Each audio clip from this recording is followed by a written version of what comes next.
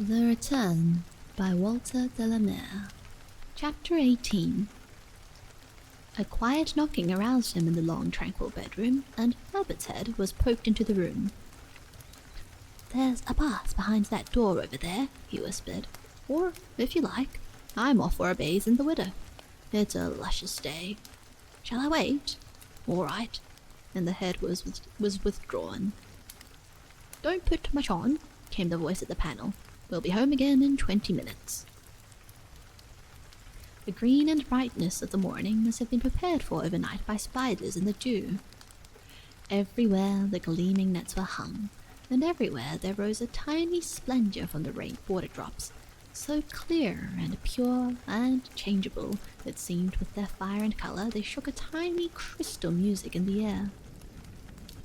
Herbert led the way along a clayey downward path beneath hazels tossing softly together their twigs of nuts, until they came out into a rounded hollow that, mounded with thyme, sloped gently down to the green banks of the Widder. The water poured like clearest glass beneath a rain of misty sunbeams.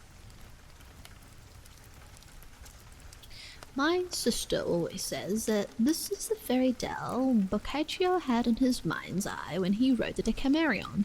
There really is something almost classic in those pines, and I'd sometimes swear with my eyes just out of the water I've seen dryads half in hiding peeping between those beeches. Good Lord, Lawford, what a world we wretched moderns have made and missed." The water was violently cold. It seemed to Lawford, as it swept up over his body and as he plunged his nice distorted eyes beneath its blazing surface, that it was charged with some strange, powerful enchantment to wash away in its icy clearness even the memory of the dull and tarnished days behind him. If one could but tie up anyhow that stained bundle of inconsequent memories called life, and fling it into a cupboard remoter even than bluebirds, and lock the door, and drop the quickly rusting key into these living waters. He dressed himself with windows thrown open to the blackbirds and thrushes, and the occasional shrill solitary whistling of a robin. But, like the sour sweet fragrance of the briar, its wandering desolate bursts of music had power to wake memory, and carried him instantly back to that first aimless descent into the evening gloom of Widderstone, from which it was in vain to hope ever to climb again. Surely never a more ghoulish face looked out on its man before than that which confronted him, as with borrowed razor he stood shaving those sunken chaps, that angular chin. And even now, beneath the lantern of broad daylight, just as within that other face had lurked the undeniable ghost and presence of himself, so beneath the sunken features seemed to float, tenuous as smoke, scarcely less elusive than a dream, between eye and object, the sinister darkness of the face that in those 2 bouts with fear he had, by some strange miracle, managed to repel. Work in. The chance phrase came back. It had worked in sober earnest, and so far as the living of the next few weeks went, surely it might prove an ally without which he simply could not conceive himself as struggling on at all. But as dexterous minds as even restless Sabbathias had him just now in safe and kindly keeping. All in the quiet October morning, Herbert kept himself talking and stooping over his extraordinary collection of books. "The point is," he explained to Lawford, standing amid a positive archipelago of precious finds, with his foot hoisted onto a chair and a patched-up sea-stained folio on his knee, "I honestly detest the mere give and take of what we are fools enough to call life.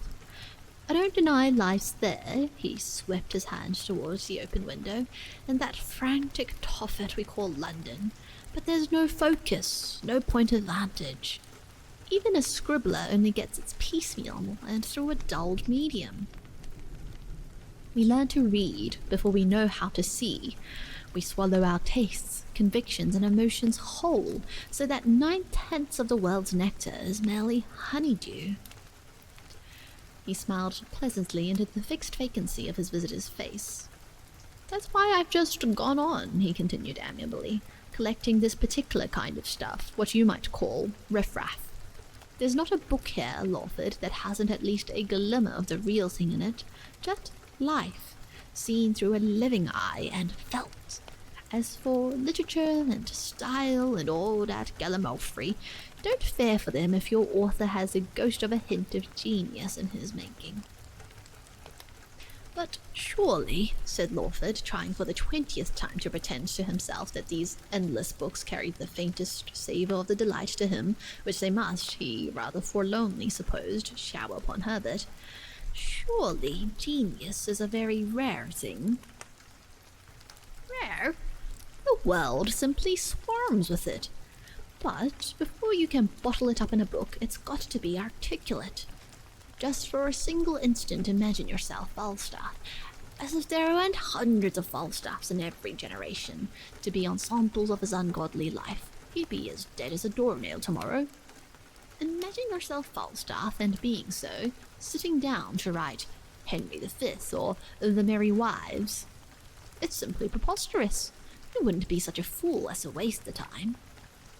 A mere Elizabethan scribbler comes along with a gift of expression and an observant eye, lifts the bold, bloated old tippler clean out of life, and swims down the ages as the greatest genius the world has ever seen.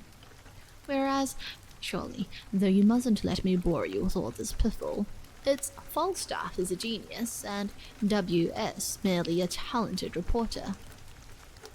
Lear, Macbeth, Mercutio, they live on their own, as it were. The newspapers are full of them. If we were only the Shakespeares to see it. Have you ever been in a police court? Have you ever watched tradesmen behind their counters? My soul, the secrets walking in the streets. You jostle them at every corner. There's a Polonius in every first-class railway carriage, and as many Juliets as there are boarding schools. What the devil are you, my dear chap, but genius itself, with all the world brand new upon your shoulders? And who'd have thought of you 10 days ago? It's simply and solely because we're all poor wretches, dumb as butts of Melmez, dumb as drummer-strums. Here I am, ass that I am, trickling out of this way that means no more expresses me than Tupper does Sappho. But that's what I want to mean. How inexhaustibly rich everything is, if you only stick to life. Here it is packed away behind these rotting covers, just the real thing, no respectable stodge, no mere parasitic stuff. Not more than a dozen poets, scores of outcasts and vagabonds, and the real thing in vagabonds is pretty rare in print, I can tell you. We're all, every one of us, sodden with facts, drugged with the second hand, and barnacled with respectability until the touch comes. Goodness knows where from, but there's no mistaking it, oh no. But what? Said Lawford uneasily. What on earth do you mean by the touch? I mean, when you cease to be a puppet only and sit up in the gallery too, when you squeeze through to the other side, when you suffer a kind of conversion of the mind to become aware of your senses, when you get a living inkling, when you become articulate to yourself, when you see. I am awfully stupid, Lawford murmured, but even now I don't really follow you a bit. But when, as you say, you do become articulate to yourself, what happens then? Why, then, said Herbert with a shrug almost of despair, then begins the weary tramp back. One by one, drop off the truisms and the Grundisms and the pedantries, and all the stillborn claptrap of the marketplace sloughs off. One can seriously begin to think about saving one's soul. Saving one's soul, groaned Lawford. Why, I am not even sure of my own body yet. He walked slowly over to the window, and with every thought in his head as quiet as doves on a sunny wall, stared out into the garden of green things growing, leaves fading, and falling water. I tell you what, he said, turning irresolutely. I wonder if you could possibly find time to write me out a translation of ʟɪᴏᴏ. My French is much too hazy to let me really get at the chap. He's gone now, but I really should like to know what kind of stuff exactly he has left behind. Oh, ʟɪᴏᴏ, said Herbert, laughing. What do you think of that, Grizzle? He asked, turning to his sister, who at the moment had looked in at the door. Here's Mr. Lawford, asking me to make a translation of ʟɪᴏᴏ. Lunch, Lawford. Lawford sighed, and not until he had slowly descended half the narrow, uneven stairs that led down to the dining room did he fully realize the guile of a sister that could induce a hopeless bookworm to waste a whole morning over the stupidest of companions, simply to keep his tired-out mind from rankling and give his ʟɪᴏᴏ a chance to go to roost. I think, do you know, he managed to blurt out at last, I think I ought to be getting home again. The house is empty and... You shall go this evening, said Herbert, if you really must insist on it. But honestly, Lawford, we both think that after what the last few days must have been, it is merely common sense to take a rest. How can you possibly rest with a dozen empty rooms echoing every thought you think? There's nothing more to worry about. You agree to that? Send your people a note saying that you are here, safe and sound. Give them a chance at lighting a fire and driving in the fatted car. Stay on with us, just a week out. Lawford turned from one to the other of the two friendly faces, but what was dimly in his mind refused to express itself. I think, he began falteringly. But it's just this thinking that's the deuce. This preposterous habit of having continually to make up one's mind. Off with his head, Grizzle. My sister's going to take you for a picnic. We go every other fine afternoon, and you can argue it out with her. Once alone again with Grizzle, however, Lawford found talking unnecessary. Silences seemed to fall between them as quietly and restfully as evening flows into night. They walked on slowly through the fading woods, and when they reached the top of the hill that sloped down to the dark and foamless Widder, they sat down in the honey-scented sunshine on a knoll of heather and bracken, and Grizzle lighted the little spirit kettle she had brought with her, and busied herself very methodically over making tea. That done, she clasped her hands round her knees, and sat now gossiping, now silent in the pale autumnal beauty.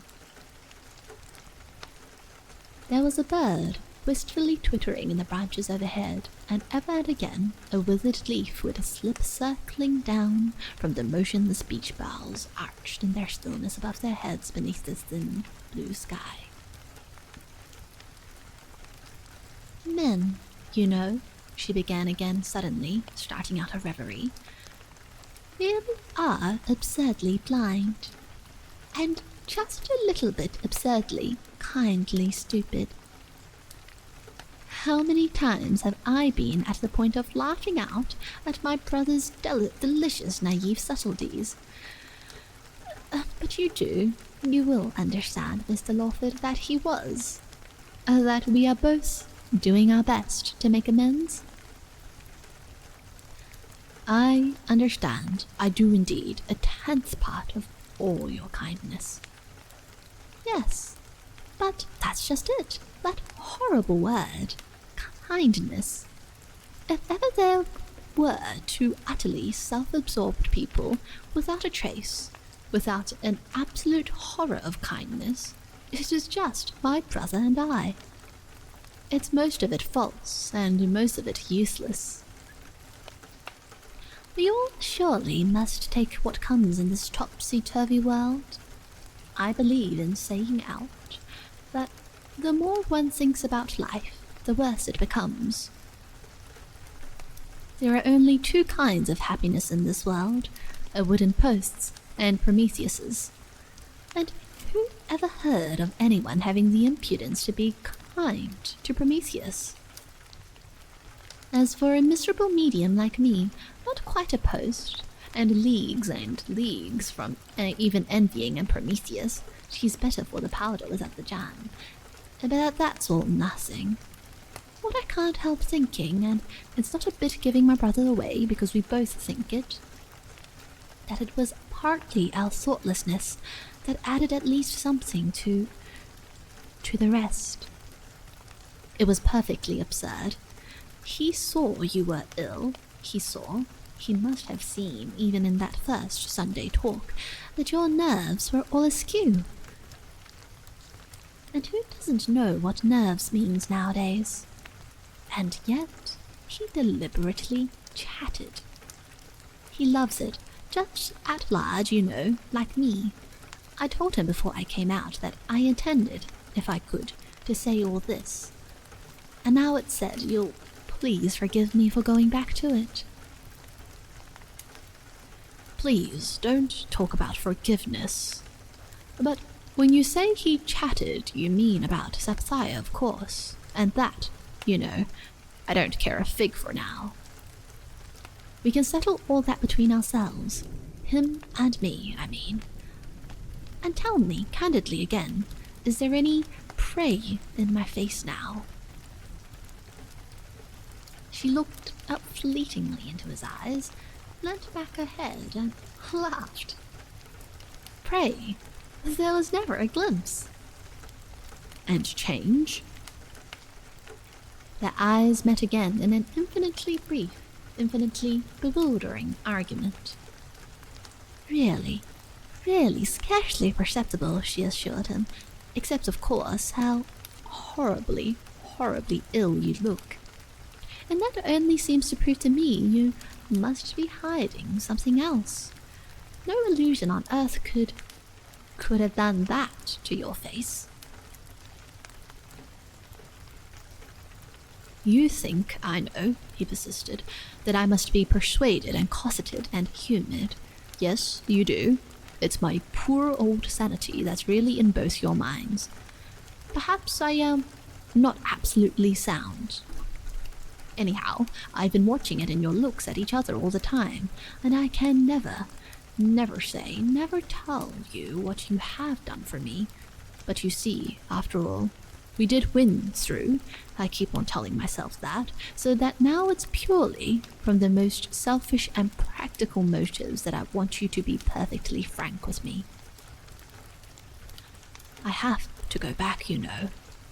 And some of them, one or two of my friends, I mean, are not all on my side.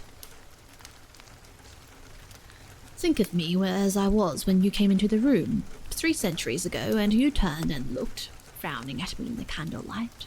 Remember that, and look at me now. What is the difference? Does it shock you? Does it make the whole world seem a trick, a sham? Does it simply sour your life to think such a thing possible?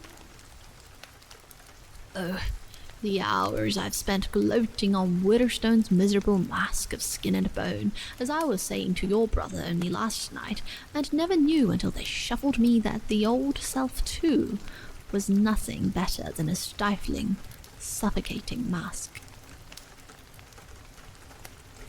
But don't you see, she argued softly, turning her face away a little, you were a stranger then, though I certainly didn't mean to frown. And then a little while after we were, well, just human beings, shoulder to shoulder, and if friendship does not mean that, I don't know what it does mean. And now you are, well, just you. The you know, of 3 centuries ago. And if you mean to ask me whether at any precise moment I have been conscious that this you I am now speaking to was not the you of last night, or of that dark climb up the hill, why, it is simply frantic to think it could ever be necessary to say over and over again. No. But if you mean, have you changed else? All I could answer is, don't we all change as we grow to know one another? What were just features, what just dingily represented one, as it were, is forgotten, or rather gets remembered. Of course, the first glimpse is the landscape under lightning, as it were, but afterwards, isn't it surely like the alphabet to a child? What was first a queer, angular scrawl becomes A, and is always ever after A, undistinguished, half-forgotten, yet standing at last for goodness knows what real wonderful things, or for just the dry bones of soulless words. Is that it? She stole a sidelong glance into his brooding face, leaning her head on her hand. Yes, came the rather dissatisfied reply. I do agree perfectly. But then, you see, I told you I was going to talk of nothing but myself. What did at first happen to me was something much worse, and I suppose something quite different from that. And yet, didn't you tell us that all of your friends, not one really denied in their hearts your, what they would call, I suppose, your identity, except that poor little offended old lady? And even she, if my intuition is worth a penny piece, even she, when you go soon and talk to her, will own that she did know you, and that it was not because you were a stranger that she was offended, but because you so ungenerously pretended to be one. That was a little mad now, if you like. Oh yes, said Thorford, I am going to ask her forgiveness. I don't know what I didn't vow to take her for a peace offering if the chance should ever come, and the courage to make my peace with her.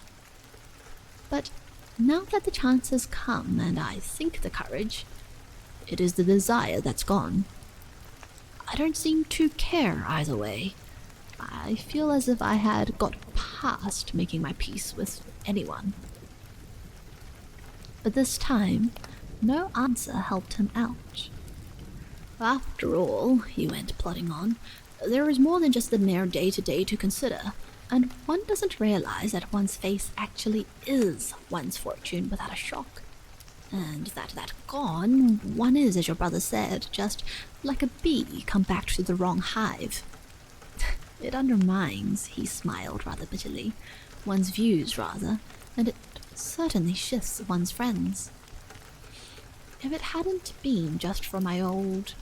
He stopped dead, and again pushed slowly on. If it hadn't been for our old friend, Mr. Bethany, I doubt if we should now have had a soul on our side. I once read somewhere that wolves always chase the old and weak and maimed out of the pack. And after all, what do we do? Where do we keep the homeless and the insane? And yet, you know, he added ruminatingly, it is not as if mine was ever a particularly lovely or lovable face.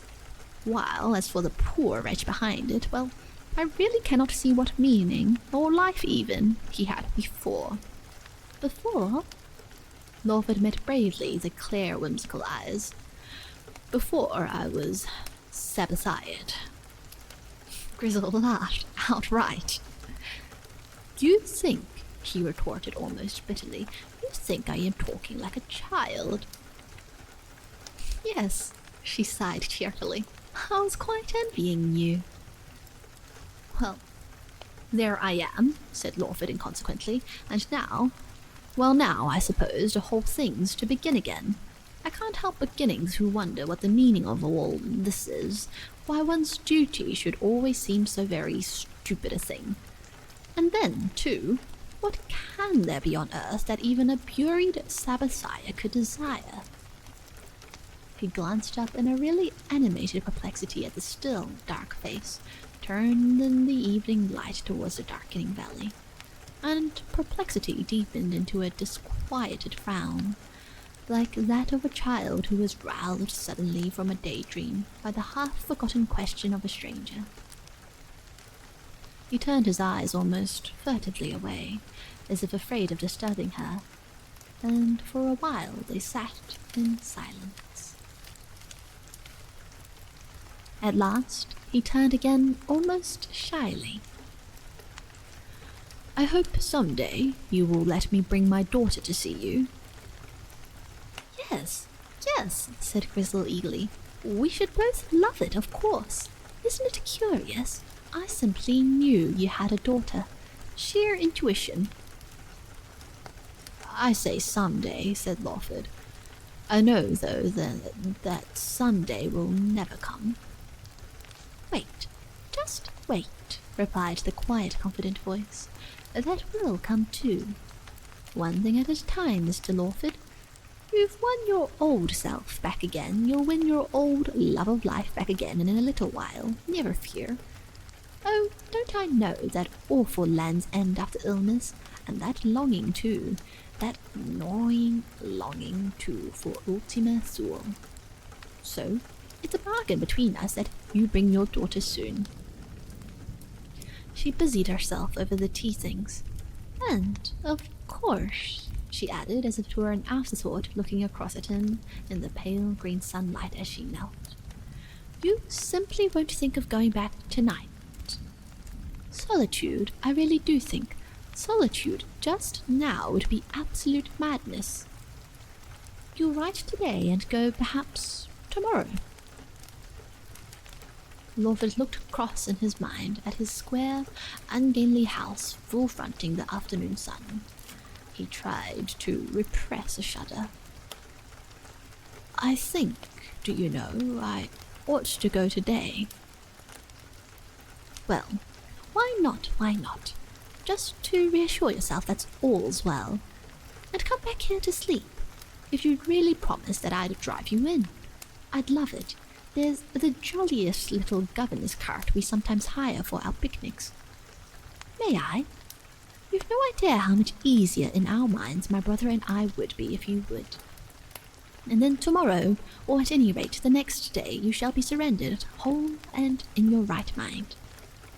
There, that's a bargain too. Now, we must hurry." Chapter 19. Herbert himself went down to order the governess cart, and packed them in with a rug. And in the dusk, Grizzle set Lawford down at the corner of his road and drove on to an old bookseller's with a commission from her brother, promising to return for him in an hour.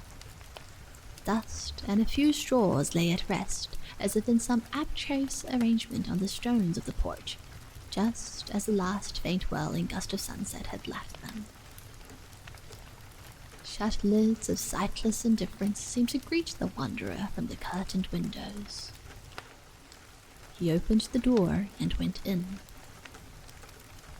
For a moment he stood in the vacant hall, then he peeped first into the blind-drawn dining room, faintly, dingily sweet like an empty wine bottle. He went softly on a few paces, and just opening the door, looked in on the faintly glittering twilight of the drawing-room. But the congealed stump candle that he had set in the corner as a final, rancorous challenge to the beaten shade was gone. He slowly and deliberately ascended the stairs, conscious of a peculiar sense of ownership of what in even so brief an absence had taken on so queer a look of strangeness. It was almost as if he might be some lone heir come in the rather mournful dusk to view what melancholy fate had unexpectedly bestowed on him. Work in, what on earth else could this chill sense of strangeness mean? Would he ever free his memory from that one haphazard haunting hint? And as he stood in the doorway of the big, calm room, which seemed even now to be stirring with the restless shadow of these last few faraway days, now pacing sullenly to and fro, now sitting hunched up to think, and now lying impotent in a vain, hopeless endeavour only for the breath of a moment to forget.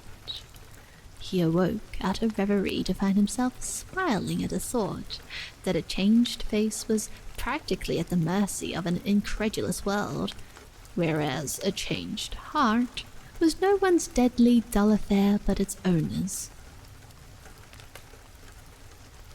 The merest breath of pity even stole over him for the ʔɪᴏᴏ who, after all, had dared and had needed, perhaps, nothing like so arrogant and merciless a coup de grace to realize that he had so ignominiously failed. "But there, that's done," he exclaimed out loud, not without a tinge of regret that theories, however brilliant and bizarre, could never now be anything else. That now indeed that the symptoms had gone, the malady, for all who had not been actually admitted into the shock circle, was become nothing more than an inanely tall story, stuffing not even savoury enough for a goose. How wide exactly, he wondered, would Sheila's discreet, shocked circle prove? He stood once more before the looking-glass, hearing again Gristle's words in the still green shadow of the beech tree. Except, of course, horribly, horribly ill. What a fool, what a coward she thinks I am. There was still nearly an hour to be spent in this great barn of faded interests. He lit a candle and ascended into the kitchen. A mouse went scampering to its hole as he pushed open the door. The memory of that ravenous morning meal nauseated him. It was sour and very still here. He stood erect, the air smelt faint of earth. In the breakfast room, the bookcase still swung open. Late evening mantled the garden, and in sheer ennui again he sat down to the table and turned for a last, not unfriendly hobnob with his poor old friend ʔɪᴏᴏ. He would take the thing back. Herbert, of course, was going to translate it for him. Now, if the patient old Frenchman had stormed Herbert instead, that surely would have been something like a coup. Those frenzied books, the absurd talk of the man. Herbert was perfectly right. He could have entertained 50 old Huguenots without turning a hair. I'm such an awful stodge. He turned the woolly leaves over very slowly. He frowned impatiently, and from the end backwards turned them over again. Then he laid the book softly down on the table and sat back. He stared with narrowed lids into the flame of his quiet, friendly candle. Every trace, every shred of portrait and memoir were gone. Once more, deliberately, punctiliously, he examined page by page the blurred and unfamiliar French, the sooty heads, the long, lean noses, the baggy eyes passing like figures in a peep show one by one under his hand, to the last, fragmentary and dexterously mended leaf. Yes, ʔɪᴏᴏ was gone. Quite the old, slow, Lawford smile crept over his face at the discovery. It was a smile, a little sheepish too, as he thought of Sheila's quiet vigilance. And the next instant he had looked up sharply, with a sudden peculiar shrug and a kind of cry, like the first thin cry of an awakened child in his mind. Without a moment's hesitation, he climbed swiftly upstairs again to the big sepulchral bedroom. He pressed with his fingernail the tiny spring in the looking-glass. The empty drawer flew open.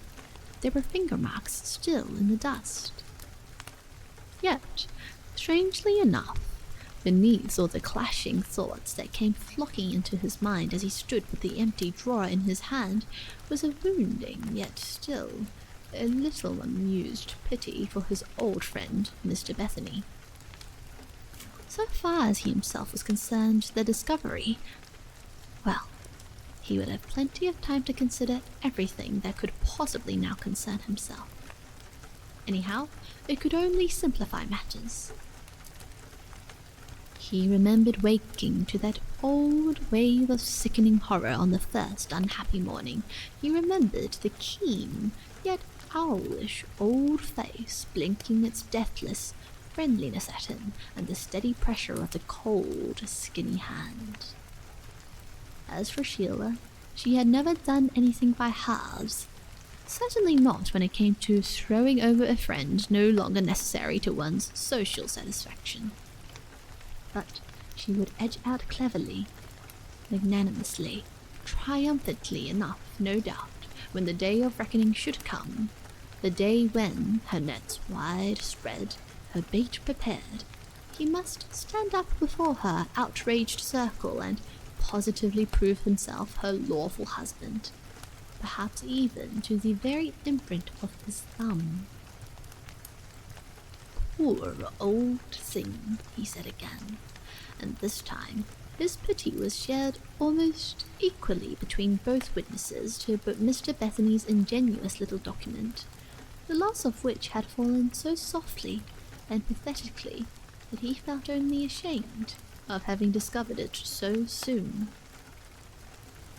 He shut back the telltale drawer, and after turning to collect his thoughts in case anything should have been forgotten, he turned with a deep, trembling sigh to descend the stairs.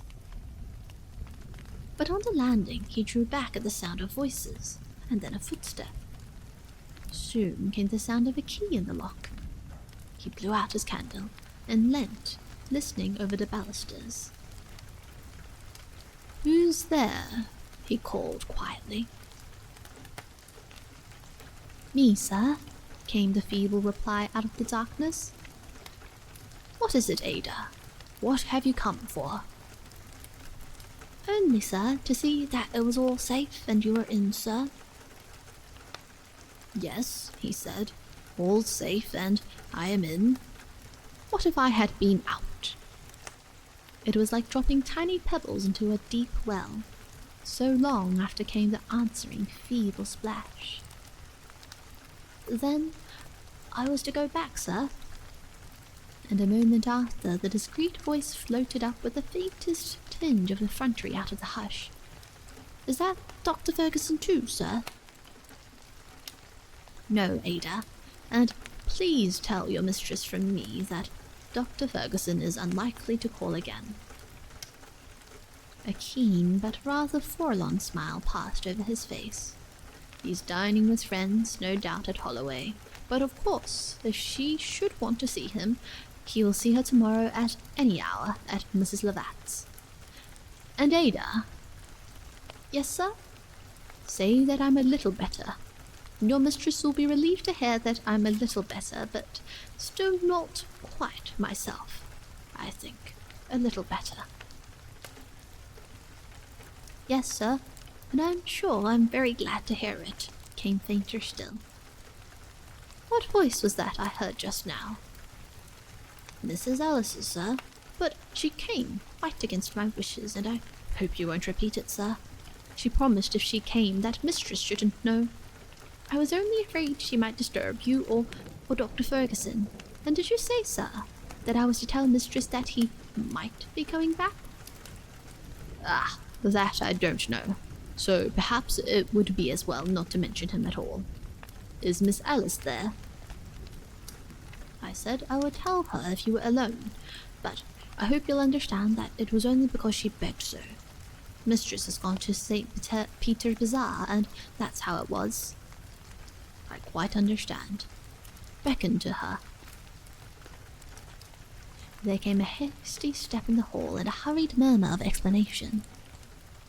Lawford heard her call as she ran up the stairs, and the next moment he had Alice's hand in his, and they were groping together through the gloaming back into the solitude of the empty room again. "Don't be alarmed, dear," he heard himself imploring. "Just hold tight to that clear common sense, and above all, you won't tell? It must be our secret, a dead, dead secret from everyone. even your mother, for just a little while. Just a mere 2 days or so, in case I'm better, dear." He fumbled with a little box of matches, dropped one, broke another, but at last the candle flame dipped, brightened, and with the door shut and the last pale blueness of dusk at the window, Lawford turned and looked at his daughter. She stood with eyes wide open, like the eyes of a child walking in its sleep, then twisted her fingers more tightly within his. "Oh, dearest, how ill you look," she whispered. "But there, never mind. Never mind, it was all a miserable dream then. It can't come back. I don't think I could bear its coming back. And Mother told me such curious things, as if I were a child and understood nothing. And even after I knew that you were you, before I sat up here in the dark to see you, she said that you were gone, and would never come back, that a terrible thing had happened, a disgrace which we must never speak of, and that all the other was only a pretense to keep people from talking. But I did not believe then, and how could I believe afterwards?" "There, never mind now, dear, what she said. It was all meant for the best, perhaps. But here I am, and not nearly so ill as I look, Alice.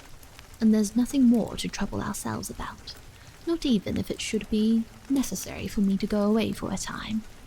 And this is our secret, mind, ours only. Just a dead secret between you and me." They sat for a while without speaking or stirring, and faintly along the hushed road, Lawford heard in the silence a leisurely, indolent beat of little hoofs approaching, and the sound of wheels. A sudden wave of feeling swept over him.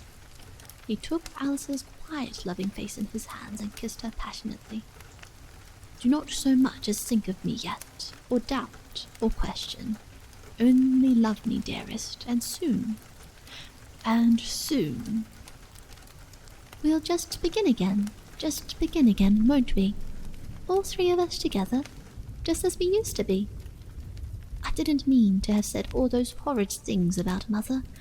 She was only dreadfully anxious and meant everything for the best.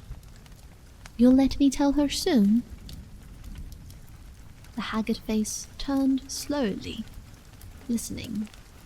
"I hear, I understand, but I can't think very clearly now, Alice. I can't, dear. My miserable, old tangled nerves, I just stumble along as best I can. You'll understand better when you get to be a poor old thing like me. We must do the best we can, and of course you'll see, Dilly, how awfully important it is not to raise false hopes. You understand? I mustn't risk the least thing in the world, must I? And now, goodbye. Only for a few hours now, and not a word to a single living soul." He extinguished the candle again, and led the way to the top of the stairs. "Are you there, Ada?" "Yes, sir," answered the quiet, imperturbable voice from under the black straw brim. Alice went slowly down, but at the foot of the stairs, looking out into the cold, blue lamplit street, she paused as if at a sudden recollection, and ran hastily up again. "There was nothing more, dear," she said, leaning back to peer up. "Nothing more what?" She stood, panting a little in the darkness, listening to some cautious yet uneasy thought that seemed to haunt her mind. It seemed there was something we had not said, something I could not understand, but there, it is nothing. You know what a fanciful old silly I am. You do love me, quite as much as ever?" "More, sweetheart, more." "Good night again, then, and God bless you, dear." The outer door closed softly. The footsteps died away. Lawford still hesitated. He took hold of the stairs above his head as he stood on the landing and leaned his head upon his hands, striving calmly to disentangle the perplexity of his thoughts. His pulses were beating in his ear with a low, muffled roar. He looked down between the blinds to where against the blue of the road beneath the straggling yellow beams of the lamp stood the little cart and a drooping shaggy pony, and Gristle sitting quietly there awaiting him. He shut his eyes as if in hope by some convulsive effort of mind to break through the subtle, glass-like atmosphere of dream that had stolen over consciousness and blotted out the significance, almost the meaning of the past. He turned abruptly, empty as the empty rooms around him, and answering were mind and heart. Life was a tale told by an idiot, signifying nothing.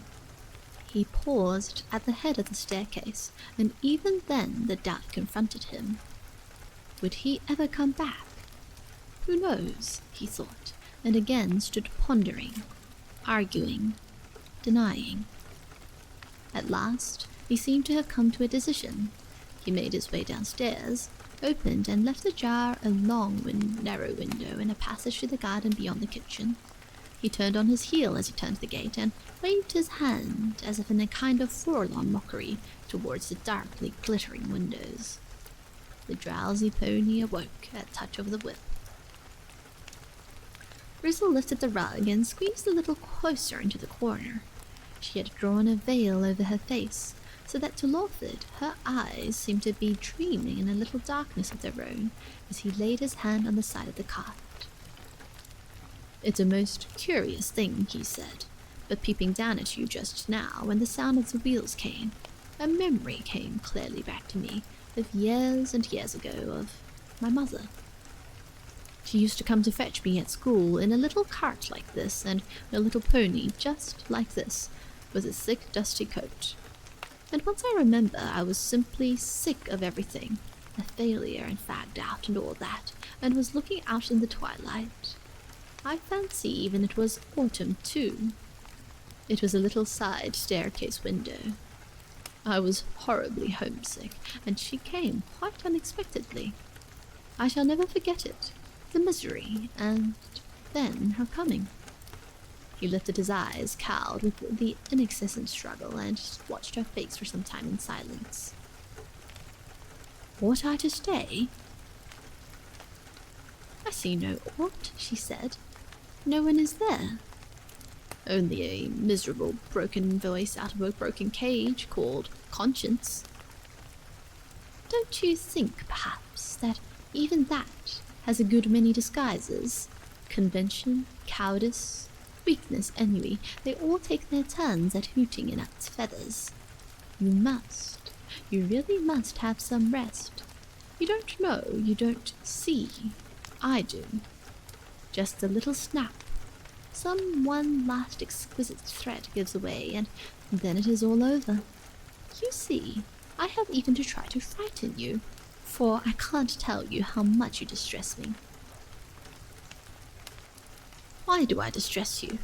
My face, my story, you mean?" "No, I mean you. Your trouble in that horrible empty house, and, oh dear me, yes, your courage too." "Listen," said Lawford, stooping forward. He could scarcely see the pale veiled face through this mist that had risen up over his eyes. "I have no courage apart from you. No courage and no hope.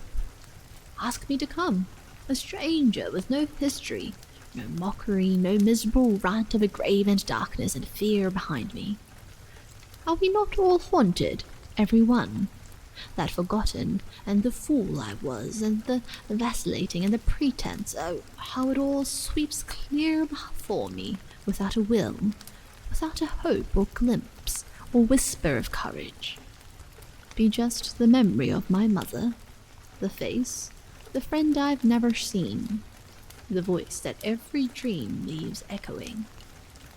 Ask me to come." She sat unstirring, and then, as if by some uncontrollable impulse, stooped a little closer to him and laid her gloved hand on his. "I hear, you know. I hear too," she whispered. "But we mustn't listen. Come now, it's growing late." The little village echoed back from its stone walls the clatter of the ponies' hoofs. Night had darkened to its deepest when their lamp shone white on the wicket in the hedge. They had scarcely spoken. ʟɪᴏᴏᴏ had simply watched pass by, almost without a thought, the arching trees, the darkening fields, had watched rise up in a mist of primrose light the harvest moon to shine in saffron on the faces and shoulders of the few wayfarers they met, or who passed them by.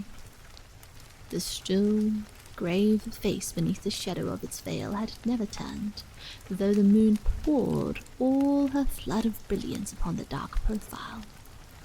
And once, when, as if in sudden alarm, he had lifted his head and looked at her, a sudden doubt had assailed him so instantly that he had half put out his hand to touch her, and had as quickly withdrawn it, lest her beauty and stillness should be, even as the moment's fancy had suggested, only a far-gone memory returned in dream. Herbert hailed them from the darkness of an open window. He came down, and they talked a little in the cold air of the garden. He lit a cigarette, and climbed languidly into the cart, and drove the drowsy little pony off into the moonlight. Chapter 20. It was a quiet supper the three friends sat down to. Herbert sat narrowing his eyes over his thoughts, which, when the fancy took him, he scattered out upon the other's silence. ʟɪᴏᴏ apparently had not yet shaken himself free from the sorcery of the moonlight. His eyes shone dark and full, like those of a child who has trespassed beyond its hour of the bed, and sits marvelling at reality in a waking dream. Long after they had bidden each other good night, long after Herbert had trodden on tiptoe with his candle past his closed door, ʟɪᴏᴏ sat leaning on his arms at the open window, staring out across the motionless moonlit trees that seemed to stand like draped and dreaming pilgrims come to their peace of nirvana at last beside the crashing music of the waters.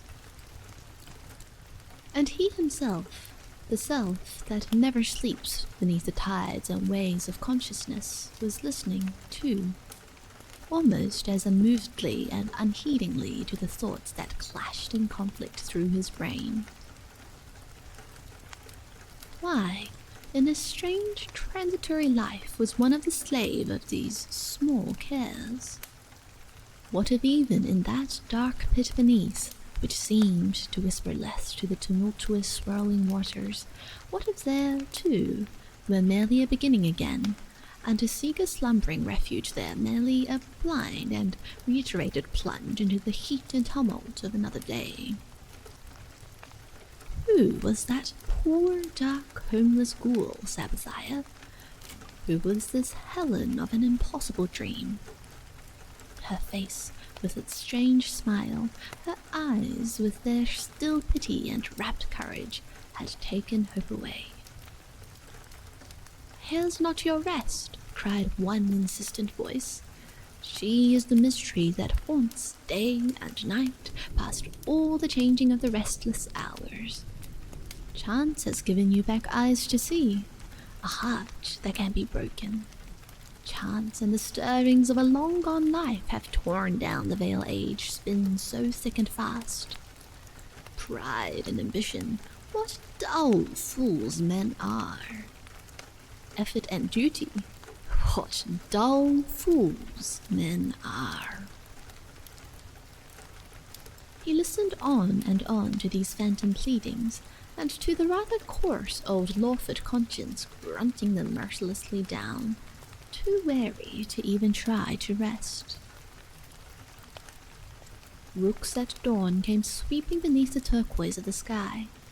He saw their sharp-beaked heads turned this way, that way, as they floated on outspread wings across the misty world.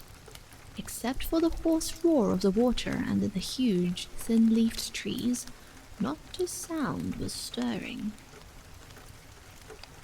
One thing he seemed to hear himself mutter as he turned with a shiver from the morning air. It won't be for long. You can, at least, poor devil, wait the last act out. If in this foolish hustling mob of the world, hired anywhere and anywhen, for the one poor dubious wage of a penny, if it was only his own small dull part to carry a mock spear and shout huzzah with the rest, there was nothing for it, he grunted obstinately to himself. Shout he would with the loudest. He threw himself on the bed with eyes so wearied with want of sleep, it seemed they had lost their livelong skill in finding it.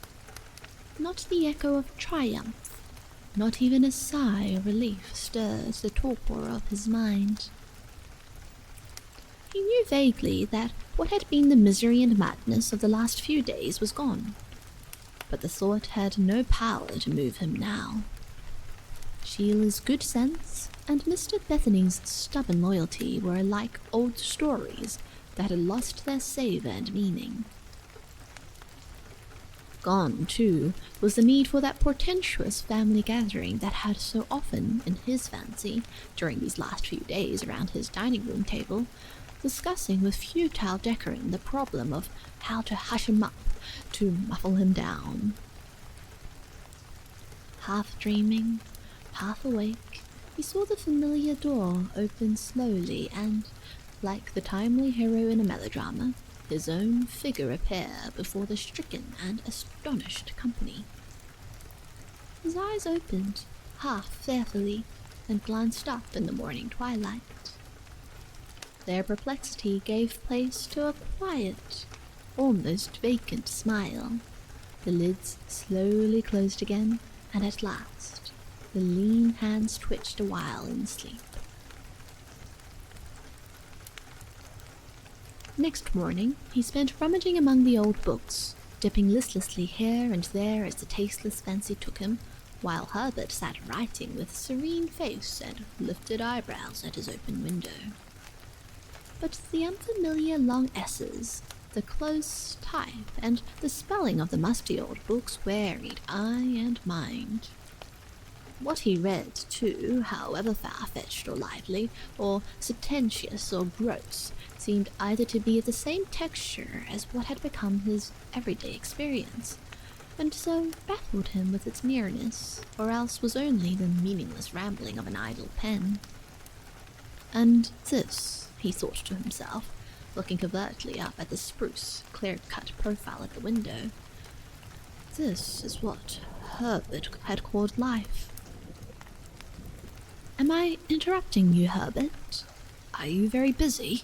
he asked at last, taking refuge on a chair in a far corner of the room. "Bless me, no, not a bit," said Herbert amiably, laying down his pen. "I'm afraid the old leather jackets have been boring you. It's a habit, this beastly reading, this gourd and glint and fever, all at second hand. Purely a bad habit, like morphia, like laudanum. But once in, you know there's no recovery. Anyhow, I'm neck-deep, and to struggle would be simply to drown." "I was only going to say how sorry I am for having left Sabathia at home." "My dear fellow," began Herbert reassuringly, "it was only because I wanted so very much to have your translation. I get muddled up with other things groping through the dictionary." Herbert surveyed him critically. "What exactly is your interest now, Lawford? You don't mean that my old theory has left any sting now?" "No sting, oh no. I was only curious, but you yourself still think it really, don't you?" Herbert turned for a moment to the open window. "I was simply trying then to find something to fit the facts as you experienced them, but now the facts have gone, and they have, haven't they? Except, of course, my theory."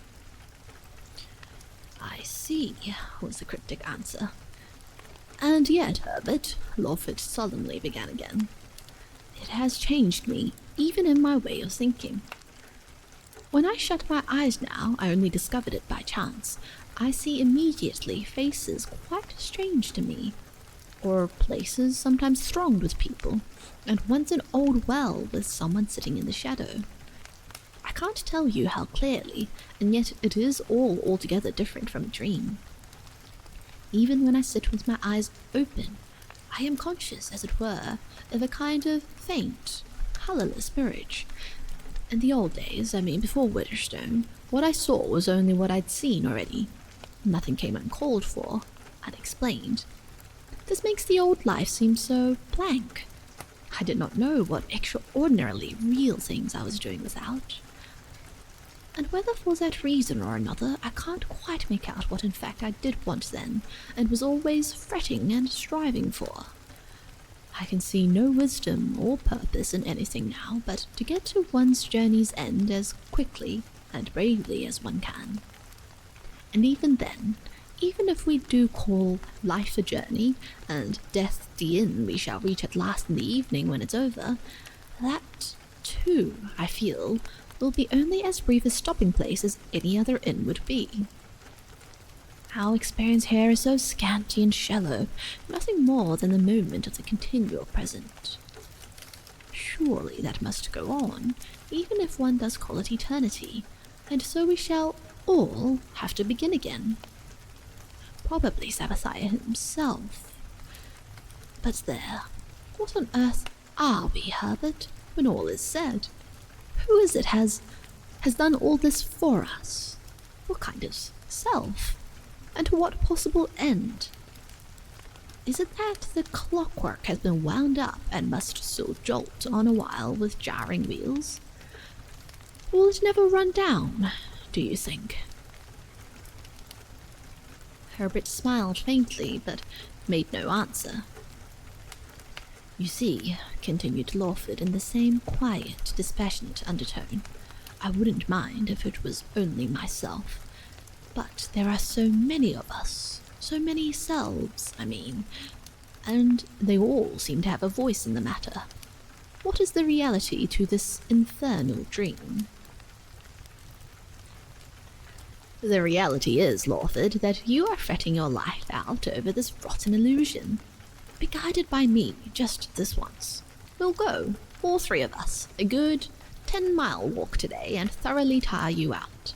And tonight you shall sleep here, a really sound, refreshing sleep. Then tomorrow, whole and hale, back you shall go, honestly. It's only professional strongmen should ask questions. Babes like you and me must keep to slops. So though Lawford made no answer, it was agreed. Before noon, the three of them had set out on their walk across the fields, and after rambling on, just as caprice took them, past reddening blackberry bushes and copses of hazel and a flaming beech, they sat down to spread out their meal on the slope of a hill, overlooking quiet ploughed fields and grazing cattle. Herbert stretched himself with his back to the earth and his placid face to the pale, vacant sky, while Lawford, even more dispirited after his walk, wandered up to the crest of the hill. At the foot of the hill upon the other side lay a farm and its outbuildings, and a pool of water beneath a group of elms. It was vacant in the sunlight, and the water vividly green with a scum of weed. And about half a mile beyond stood a cluster of cottages and an old towered church. He gazed idly down, listening vaguely to the wailing of a curlew flitting anxiously to and fro above the broken solitude of its green hill, and it seemed as if a thin and dark cloud began to be quietly withdrawn from over his eyes. Hill and wailing cry and barn and water faded out, and he was staring as if in an endless stillness at an open window against which the sun was beating in a bristling torrent of gold, while out of the garden beyond came the voice of some evening bird singing with such an unspeakable ecstasy of grief it seemed it must be perched upon the confines of another world. The light gathered to a radiance almost intolerable, driving back with its raining beams some memory, forlorn, remorseless, remote. His body stood dark and senseless, rocking in the air on the hillside as if bereft of its spirit. Then his hands were drawn over his eyes. He turned unsteadily and made his way as if through a thick, drizzling haze, slowly back. "What is that there?" he said, almost menacingly, standing with bloodshot eyes looking down upon Herbert. "That? What?" said Herbert, glancing up startled from his book. "Why, what's wrong, Lawford?" "That," said Lawford sullenly, yet with a faintly mournful cadence in his voice. "Those fields, and that old empty farm, that village over there. Why did you bring me here?" Grizzle had not stirred. "The village." "Shh," she said, catching her brother's sleeve. "That's Ďećim, yes, Ďećim."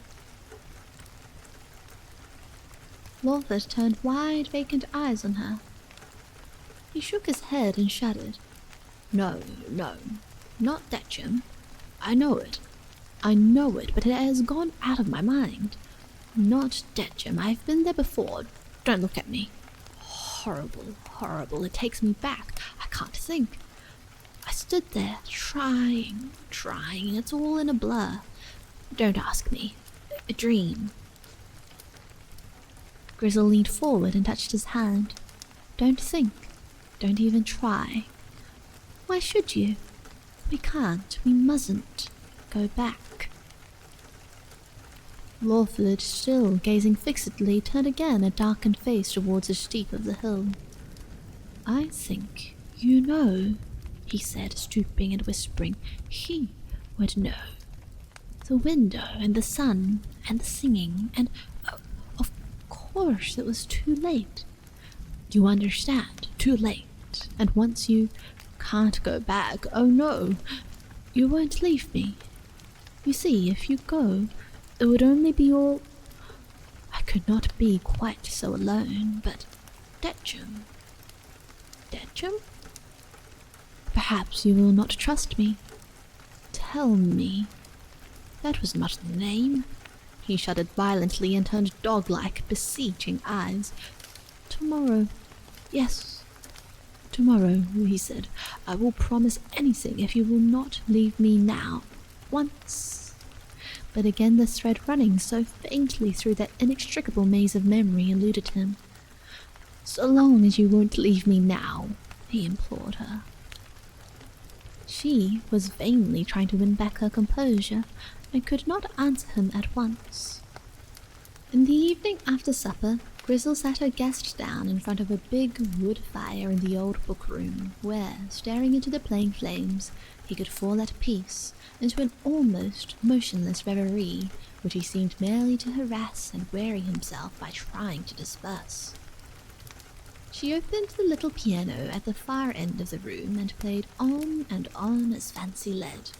Chopin and Beethoven, a fugue from Bach, and lovely, forlorn old English airs, till the music seemed not only a voice persuading, pondering and lamenting, but gathered about itself the hollow surge of the water and the darkness, wistful and clear as the thoughts of a solitary child.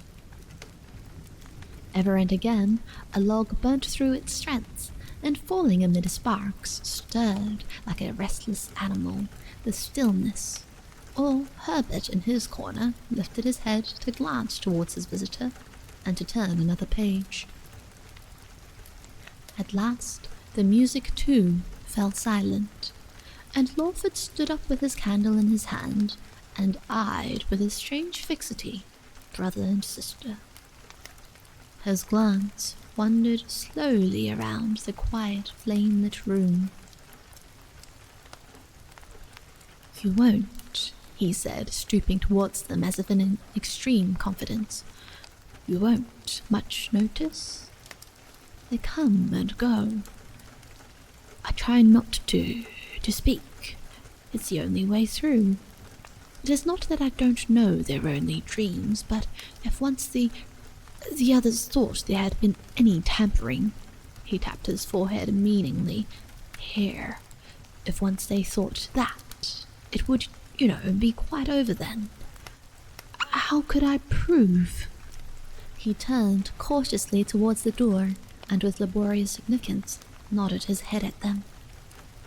Herbert bent down and held out his long hands to the fire.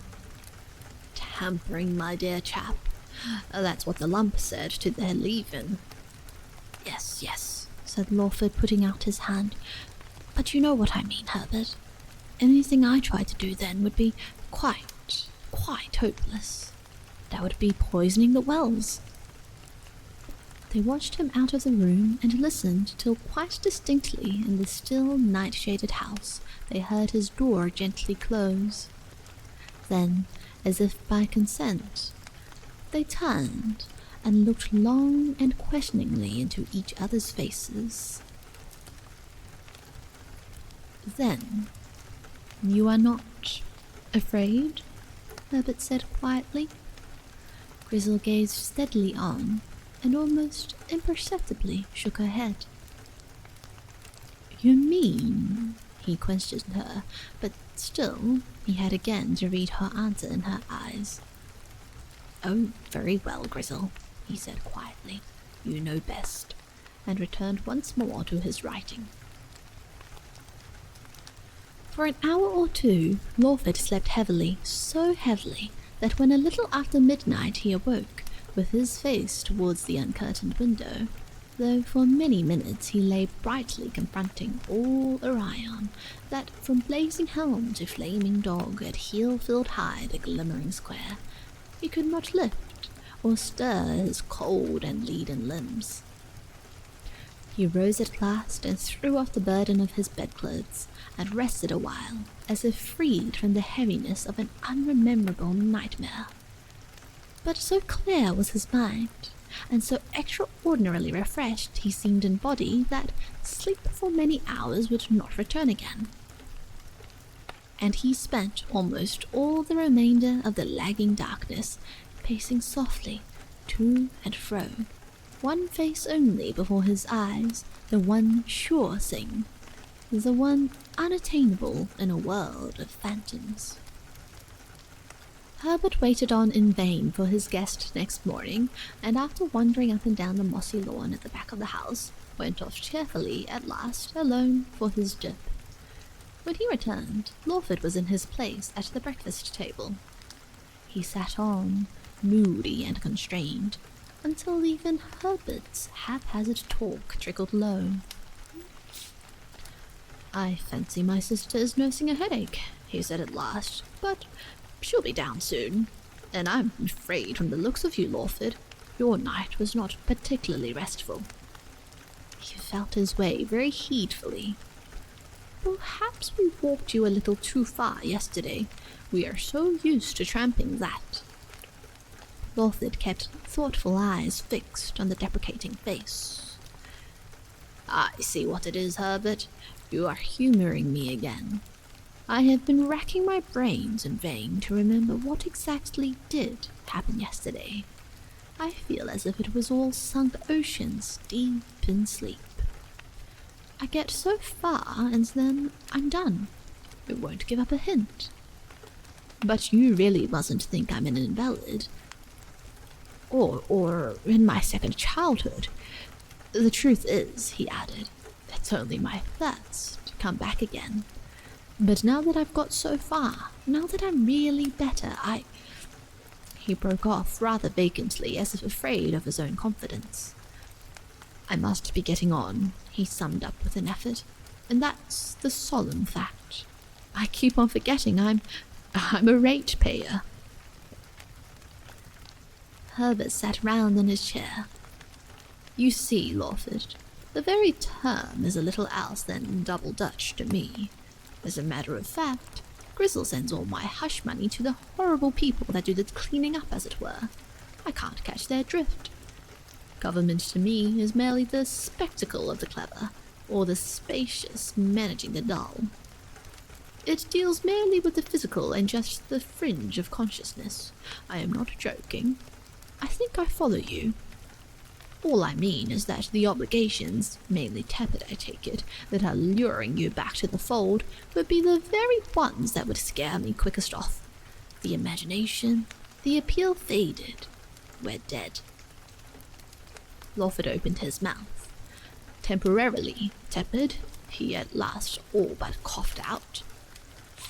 "Oh yes, of course," said Herbert intelligently. "Only temporarily. It's this beastly gregariousness that's the devil. The very thought of it undoes me with an absolute shock of sheepishness, and suddenly realize my human nakedness, that here we are, little better than naked animals, bleating behind our illusory wattles on the slopes of infinity. And nakedness, after all, is a wholesome thing to realize only when one thinks too much of one's clothes. I peer sometimes feebly enough out of my wool, and it seems to me that all these busybodies, or these fact devourers, or these news-reading rabble, are nothing brighter than very dull-witted children trying to play an imaginative game, much too deep for their poor reasons. I don't mean that your wanting to go home is anything gregarious, but I do think their insistence on your coming back at once might be. And I know you won't visit this stuff on me as anything more than just my scum, as Grizzle calls the fine flower of my maiden meditations. All that I really want to say is that we should both be more delighted if you just stay as long as it will not be a bore for you to stay. Stay till you're heartily tired of us. Go back now, if you must. Tell them how much better you are. Bolt off to a nerve specialist. He'll say complete rest, change of scene, and all that. They all do. Instinct via intellect. And why not take your rest here? We are such miserably dull company to one another. It would be a greater pleasure to have you with us than I can say. I mean it from the very bottom of my heart. Do." Lawford listened. "I wish," he began, and stopped dead again. "Anyhow, I'll go back. I'm afraid, Herbert, I've been playing truant. It was all very well while, to tell you the truth, I can't quite think straight yet, but it won't last forever. Besides, well, anyhow, I'll go back." "Right you are," said Herbert, pretending to be cheerful. "You can't expect, you really can't, everything to come right out straight away. Just have patience. And now, let's go out and sit in the sun. They've mixed September up with May." And about half an hour afterwards he glanced up from his book to find his visitor fast asleep in his garden chair. Grizzle had taken her brother's place, with a little pile of needlework beside her on the grass, when Lawford again opened his eyes under the rosy shade of her parasol. He watched her for a while, without speaking. "How long have I been asleep?" he said at last. She started and looked up from her needle. "That depends on how long you have been awake," she said, smiling. "My brother tells me," she went on, beginning to stitch, "that you have made up your mind to leave us today. Perhaps we are only flattering ourselves it has been a rest, but if it has, is that, do you think, quite wise?" He leaned forward and hid his face in his hands. It's because it's the only must I can see." "But even musts, well, we have to be sure even of musts, haven't we?" "Are you?" She glanced up, and for an instant their eyes met, and the falling water seemed to be sounding out of a distance so remote it might be the echo of a dream. She stooped once more over her work. "Supposing," he said very slowly and almost as if speaking to himself, "supposing Sabathiah, and you know he's merely like a friend now one mustn't be seen talking to, supposing he came back, What then? Oh, but Sabbathai is gone. He never really came. It was only a fancy, a mood. It was only you. Another you. Who was that yesterday, then? She glanced at him swiftly, and knew the question was but a venture.